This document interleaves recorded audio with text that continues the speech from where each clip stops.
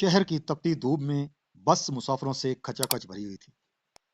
मैं अपनी नौकरी के इंटरव्यू से थका हारा घर लौट रहा था। अचानक एक स्टॉप पर एक माजूर लड़की बस में सवार हुई। उसके एक हाथ में बैसाखी थी और चेहरे पर थकन और बेबसी के आसार वाजे थे। जब कंडक्टर उसके पास किराया लेने पहुंचा तो उसने कांपते हाथों से अपना पर्स टिटोला, लेकिन उसमें 1 रुपया भी न था। कंडक्टर बदतमीजी पर उतर आया और उसे अगले स्टॉप पर उतर जाने का हुक्म दिया। पूरी बस खामोश तमाशाई बनी रही, मगर मेरा ज़मीर मुझे झंझोड़ रहा था। मैंने आगे बढ़कर खामोशी से उसका किराया अदा किया और उसे अपनी नशिस्त पेश कर दी। उसने मेरी तरफ देखा।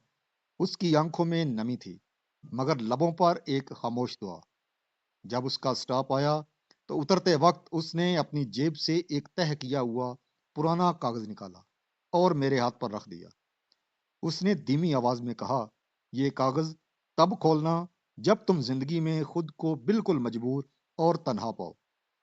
उससे पहले इसे मत खोलना।" मैंने उसे महज एक जज्बाती रद्द अमल समझा और कागज जेब में डालकर घर आ गया। वक्त गुजरता गया। मैं अपनी जिंदगी की दौड़ धूप में मसरूफ हो गया। वो लड़की, वो बस का सफर और वो कागज मेरी याददाश्त के किसी गर्द आलूद अलमारी में दब गए।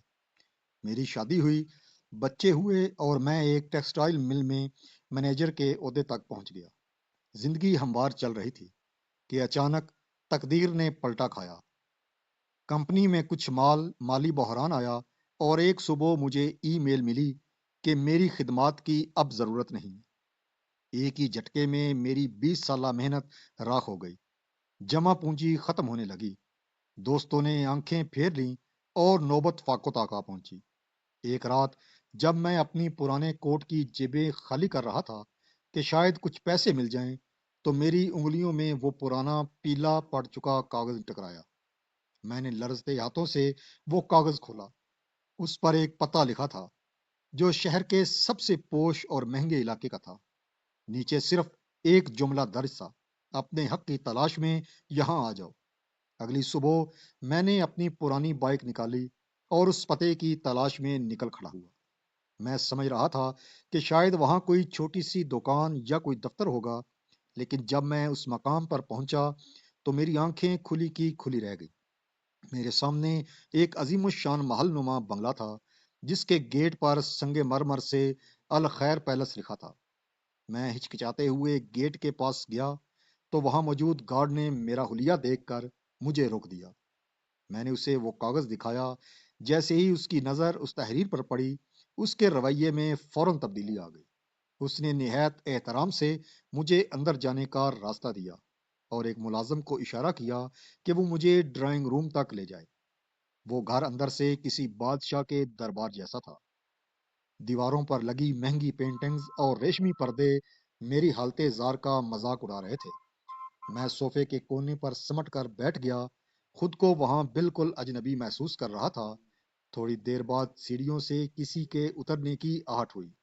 मैंने सर उठाया तो सामने एक निहायत बावकार और बाएतमाद खातून खड़ी थी, जिनके हाथ में अब बैसाखी नहीं थी, बल्कि उनकी शख्सियत से एक रोब झलक रहा था। उन्होंने मुझे देखते ही पहचान लिया। उनकी आंखों में वही चमक थी जो बरसों पहले बस में देखी थी।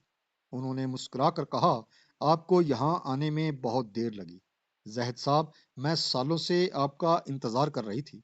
मैं दंग हो गया होकर रह गया।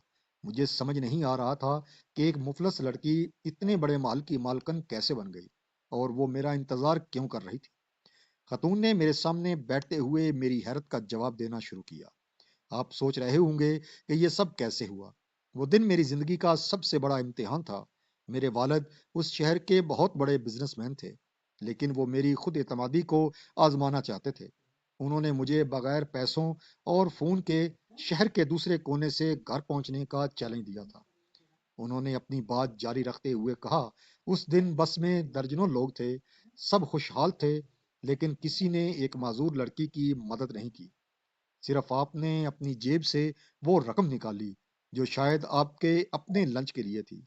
आपने महज किराया नहीं दिया था, मेरा इंसानियत पर यकीन बहाल किया था।" मैंने उसी वक्त عہد کیا تھا کہ جس انسان نے میری بے بسی میں میرا ساتھ دیا، میں اس کی زندگی بدل دوں گی۔ پھر انہوں نے انکشاف کیا کہ میرے نوکری سے نکالے جانے کے پیچھے بھی ایک اتفاق تھا، لیکن وہ مسلسل میری خبر رکھتی رہی تھی۔ انہوں نے مجھے اپنے گروپ آف کمپنیز میں چیف آپریٹنگ آفیسر کا عہدہ پیش کیا۔ میری آنکھوں سے آنسو بہہ نکلے۔ جس نیکی کو میں بھول چکا تھا، وہ آج ایک تناور درخت بن کر میرے سامنے کھڑی تھی۔ انہوں نے کہا، زاہد صاحب، یہ نوکری آپ پر احسان نہیں ہے، بلکہ آپ کی اس ایمانداری اور ہمدردی کا صلہ ہے جو آپ کے آج کے دور میں نایاب ہے۔ میں نے اس دن ایک بڑا سبق سیکھا کہ اللہ کی راہ میں دیا گیا 1 روپیہ کبھی ضائع نہیں جاتا، وہ لوٹ کر ضرور آتا ہے، کبھی سکون کی صورت میں اور کبھی غیر متوقع مدد کی صورت میں۔